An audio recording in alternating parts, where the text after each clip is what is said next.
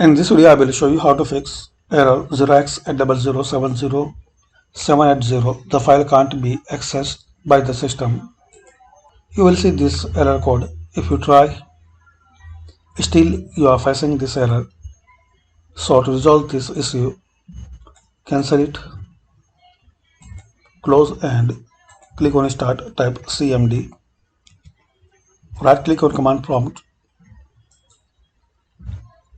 run as administrator.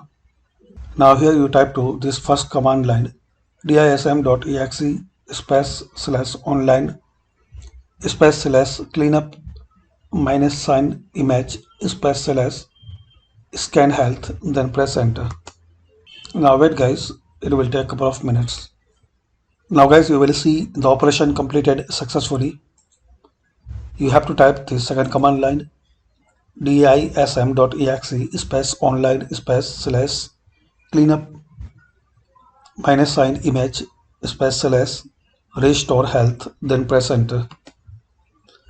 And also guys, this command will take also a couple of minutes, so complete this scanning.